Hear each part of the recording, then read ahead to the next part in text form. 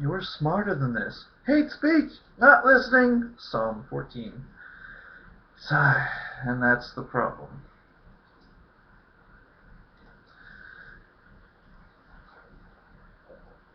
Excuse me. Frustration with friends that are intelligent Christians is when they try to argue with you by telling you that you are spreading hate for other Christians and or God. With a straight face, they are implying that insulting people is not hate speech, but dissecting a storybook is. I'll explain what I mean, but it's all pretty much summed up in Psalm 14 and Psalm 53. Hating on a book is nowhere near as bad as hating on an entire category of people. My aim has always been to show you why you are smarter than these stories, why these stories are stupid and not you, and which is why it's so frustrating to be told I'm spreading hate. This just sums up the atheist feeling for me. I know and love many Christians and respect them because they are intelligent, beautiful, kind, and compassionate people on their own. That's not all Christians. I just know a few among those I would consider friends and extended family who are amazing people, as well as those I know who are horrible people. But that's again the same of any group.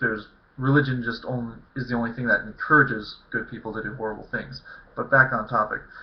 It's almost worse when you know that they are smarter than this, and you know they wouldn't take this faith without evidence bullshit in any other aspect of their lives. Seatbelts and stuff, and the fact that women are professional lie sniffers. What's a woman's excuse for being religious at all?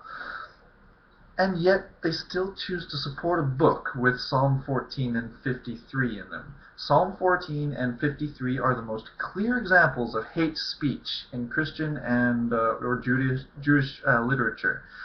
And just look them up. They're the ones that both start with the famous, the fool says there's no God, they are evil, there are none that have done any good, etc. Certain inventors and important minds would have something to say about that. But isn't this honestly portraying an entire category of people, the very definition of bigotry?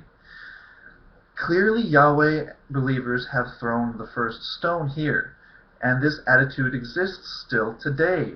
How can we portray a peaceful and honest representation of ourselves if they already have us prejudged before we even open our mouths? Atheists are always fighting on the defensive. Christians are encouraged to think that calling people evil, whom they've never met and obviously never bothered to talk to, isn't considered hate speech, and yet dissecting fictional stories, masquerading as nonfiction, proving to you repeatedly why they are false, is considered hate speech? You're choosing paper over flesh? What the fuck are your priorities? If those Bible passages don't count as hate speech to you, then you are a bigot. Not being mean, there's just no real other conclusion. But if you don't think that way, and you're not personally a bigot, but you still choose to put support in a book that promotes these messages of bigotry, you're still part of the problem. Believers, you are smarter than these stories, more moral than this God, a living part of a universe more beautiful and amazing than any heaven could hope to achieve. Laugh with us at these Bible stories, these usurpers of reality, these obviously silly and detrimental beliefs, and stop allowing other men to convince you to be emotionally attached to a discrimination encouraging historical fiction.